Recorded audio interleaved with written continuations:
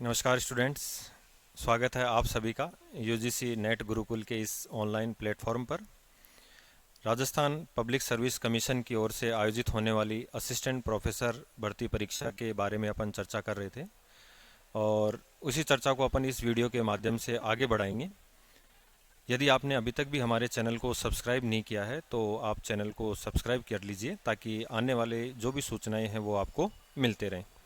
तो थोड़ी सी अपन जो बात कर रहे थे वो फर्स्ट वीडियो की बात हुई थी। अब अपन सेकंड वीडियो के बारे में चर्चा करने वाले हैं। या जो जो फर्स्ट वीडियो था उसमें जो सिलेबस था वो फर्स्ट पेपर का सिलेबस अपन ने डिस्कशन किया था और इसमें भी अपन जो सेकंड पेपर है उसके सिलेबस का डिस्कशन करेंगे, क्योंकि 3 पेपर होते हैं असिस्टेंट प्रोफेसर भर्ती परीक्षा में। तो आरपीएससी इस भर्ती परीक्षा को कंडक्ट करवाता है। सब्जेक्ट है राजनीति विज्ञान और जो पेपर है वो सेकंड पेपर है, इसकी अपन चर्चा करते हैं। देखिए 5 यूनिट थी, फर्स्ट पेपर में भी 5 यूनिट थी और सेकंड पेपर में भी 5 यूनिट थी। तो जैसे वहाँ पर जो फर्स्ट पेपर था उसके अंदर भारतीय राजनीतिक विचारक थे, तो यहाँ पर जो चर्चा होगी वो पाश्चात्य राजनीतिक विचारक हो जाएंगे, पाश्चात्य राजनीतिक चिंतन, वेस्टर्न पॉलिटिकल थिंकर। तो इनके अगर अपन नाम देखें कौन कौन से नाम हैं तो ये हैं प्लेटो, अरस्तु, Cicero, Saint Thomas, Aquinas, Machiavelli, Hobbes, Locke, Rousseau. सामाजिक समझौतावादी विचारक हैं Bentham, J S. Mill, Hegel, T H. Green, Karl Marx, Gramsci, Habermas, Frantz Fanon, Hannah Arendt, John Rawls, Robert Nozick और माइकल वॉल्जर। तो ये आधुनिक विचारक हैं। इन विचारकों में अपन पढ़ते हैं जैसे न्याय का सिद्धांत है, कोई स्वतंत्रता में, कोई समानता में, कोई इनके पर्सनल जो सिद्धांत हैं, साम्यवाद है, समाजवाद है, उदारवाद है। कुछ आधुनिक विचारक हैं, कुछ मध्यकालीन हैं और कुछ प्राचीन विचारक हैं। इनके द्वारा क्या क्या कथन बोले गए हम उनके ऊपर भी चर्चा करेंगे। तो दूसरी यूनिट है राजनीतिक सिद्धांत, यानी कि राजनीति विज्ञान विषय को लेकर जो सिद्धांत बने हैं उनके ऊपर अपन चर्चा करेंगे। और राजनीतिक सिद्धांतों में यदि अपन बात करें तो देखिए इसकी स्वरूप, इसकी आवश्यकताएं, मुख्य चिंताएं, पतन और पुनरुत्थान, यानी कि जो नव राजनीतिक विचारक आए हैं उन्होंने पुराने जो जितने भी विचार हैं उनको नकारा है और नए विचार दिए हैं।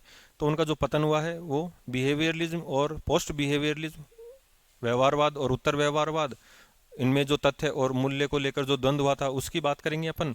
प्रणाली दृष्टिकोण, संरचनात्मक क्रियात्मक दृष्टिकोण, समूह सिद्धांत, अभिजात्य सिद्धांत जो उच्च वर्ग है उसकी बात करेंगे। युक्ति संगत विकल्प सिद्धांत, राष्ट्रवाद जो राष्ट्र प्रेम की भावना होती है उसको लेकर अपन चर्चा करेंगे। यूरोपीय और गैर यूरोपीय, नारीवाद और उत्तर आधुनिकतावाद। तीसरी जो यूनिट है वो तुलनात्मक राजनीति विश्लेषण है। जैसे वहां पर विभिन्न देशों के संविधानों का तुलनात्मक अध्ययन था, व्यवस्थापिका, कार्यपालिका, न्यायपालिका, उनका अध्ययन था। ठीक है, तो यहाँ पर थोड़ा सा जो राजनीतिक विचारधाराएं हैं और जो भी सिस्टम है उसका विश्लेषण करेंगे अपन।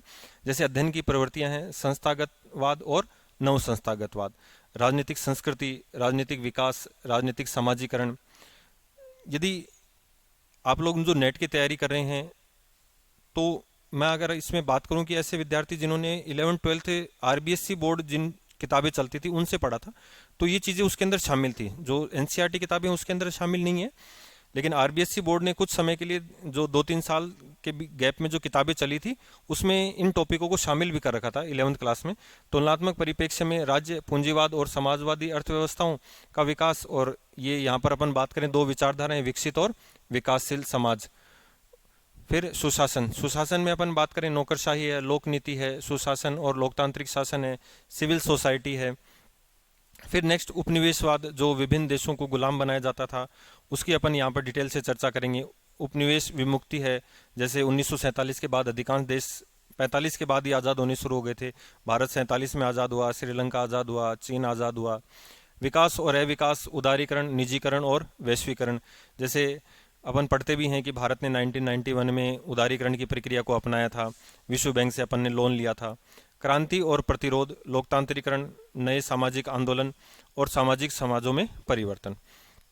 जो 4th यूनिट है वो भारत में राजनीतिक प्रक्रियाएं और गतिशीलता। जैसे वहां पर अपन ने जो बात की थी वो संविधानों को लेकर बात की थी, भारत का जो संवैधानिक विकास है, भारतीय संविधान को लेकर जो चर्चाएं हैं वो। तो भारतीय राजनीति की ऐतिहासिक पृष्ठभूमि में राष्ट्र राज्य का निर्माण है, स्वायत्ता की मांगी है, पृथकतावादी आंदोलन है, यानी कि राज्य, नए राज्यों की मांग हो रही है, देश से अलग होने की मांग हो रही है, जैसे खालिस्तान वगैरह हैं। केंद्र राज्य संबंधों की बदलती हुई प्रवृत्तियां, अभी जैसे मान लो कि राज्यपाल के संबंध में कोई न्यायालय ने निर्देश दिए हैं, केंद्र ने कोई नया आदेश दिया है। जमीनी स्तर पर लोकतंत्र का अभ्यास। सामाजिक सांस्कृतिक पहलू, यानी कि भारत में जो लोकतंत्र को प्रभावित करने वाले कारक हैं, जाति, वर्ग, धर्म, जातीयता और लिंग की राजनीति, ठीक है, नागरिक समाज है, सामाजिक व राजनीतिक आंदोलन है। नेक्स्ट जो अपन बात करेंगे, राष्ट्रीय और क्षेत्रीय दल, कौन सी नेशनल पार्टीज हैं, कौन स्टेट पार्टीज हैं, जो योजना वो निर्वाचन आयोग है वो इनके बारे में निर्धारण करता है। दलों के वैचारिक व सामाजिक आधार, चुनावी व्यवहार की प्रवृत्तियां, चुनाव सुधार, दबाव समूह, ये वहाँ पर भी शामिल था। भारतीय राजनीति के व्याख्याकार जैसे ग्रेनविल ऑस्टिन जो पाश्चात्य हैं, Morris Jones, Rudolph, Rajni Kothari, C P Bhambhri और अमर्त्य सेन, नोबेल पुरस्कार विजेता। ठीक है, और थोड़ी सी अपन पढ़ेंगे इसमें राजस्थान की राजनीति। राजस्थान का गठन है, राजनीतिक प्रतिस्पर्धा के विभिन्न चरण हैं, राजस्थान में दलगत राजनीति और जन आंदोलन। जैसे अभी कुछ जो आरएलपी वगैरह हैं, इनको या बाप पार्टी है, इसको राजनीतिक राज्य का वो दर्जा मिला है, उनकी चर्चा करेंगे। अंतर्राष्ट्रीय राजनीति और भारत की विदेश नीति, तो ये काफ़ी इजी टॉपिक भी हो जाता है। 12th क्लास की जो एनसीईआरटी की किताब है उसमें से ये टॉपिक लिया गया है। तो देखिए, महाशक्तियों का उदय है, शीत युद्ध है, 1945 के बाद की जो भी कहानी है वो अपन पढ़ेंगे।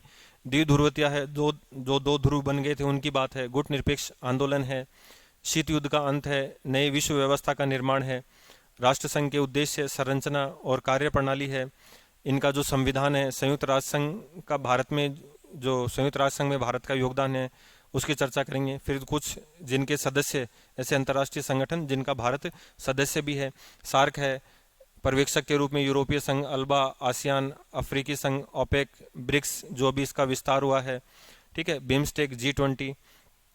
समकालीन वैश्विक व्यवस्था में अमेरिकी वर्चस्व, परमाणु प्रसार और निशस्त्रीकरण, अंतर्राष्ट्रीय आतंकवाद, मानव अधिकारों के लेकर जो प्रश्न है वो, अंतर्राष्ट्रीय संबंधों की राजनीतिक अर्थव्यवस्था, 1944 ब्रेटन वुड सम्मेलन है, ठीक है, WTO है, नए अंतर्राष्ट्रीय आर्थिक व्यवस्था है, उत्तर दक्षिण, विकसित और विकासशील देशों को लेकर जो संवाद है, विकासशील देशों को जो संवाद है, पर्यावरणीय मुद्दे हैं। फिर अपन बात करेंगे भारत के संबंध विभिन्न देशों के साथ, भारत की विदेश नीति के अहम पहलू भी हैं, अमेरिका, रूस, चीन और यूरोपीय संघ। और जो लुक ईस्ट थी, अब एक्ट ईस्ट जो पॉलिसी है, एशिया, मध्य एशिया, अफ्रीका, लैटिन अमेरिका, प्रवासी भारतीय हैं, उनका योगदान, नव उदारवाद है, ठीक है, भारतीय विदेश नीति, ये सब अपन सिलेबस को लेकर इसके अंदर चर्चा करेंगे। फिर अपने को जो पेपर है वो ध्यान रखना है, लगभग 3 घंटे 10 मिनट का पेपर है और 150 क्वेश्चन है, जो हाफ नंबर का एक क्वेश्चन है, माइनस मार्किंग होती है इसके अंदर, ठीक है। वस्तुनिष्ठ होगा अपना पेपर और 2 मीडियम में होगा। तो सबसे महत्वपूर्ण बात देखो, नेट में और इसमें यही डिफरेंस होता है कि नेट में तो क्या है कि वहाँ पर आपको नेगेटिव मार्किंग नहीं मिलती है और यहाँ पर क्या मिलती है, नेगेटिव मार्किंग। तो इन जितने भी टॉपिक हैं इनके ऊपर अपन विस्तार पूर्वक चर्चा करेंगे। राजस्थान से जो अभ्यर्थी हैं जो तैयारी कर रहे हैं उनको थोड़ा सा बेनिफिट ये होगा कि उनके लिए कॉलेज लेक्चरर फर्स्ट ग्रेड, और यदि आप नेट भी देना चाहते हैं या JRF के लिए जो नेट देना चाहते हैं दिसंबर वाला, वो एग्ज़ाम भी आपके सामने है। तो 3 भर्ती परीक्षाएं लगभग एक जैसी आपके सामने हैं, तो आप उनकी बेहतर ढंग से तैयारी कर सकते हैं। इसको लेकर आपको क्या करना है क्या नहीं करना, उसके ऊपर अपन एक अलग वीडियो के माध्यम से चर्चा करेंगे। तो आप लोग हमारे साथ UGC नेट गुरुकुल के इस चैनल पर बने रहिए, चैनल को सब्सक्राइब कीजिए और अपने दोस्तों के साथ अधिक से अधिक शेयर कीजिए। धन्यवाद।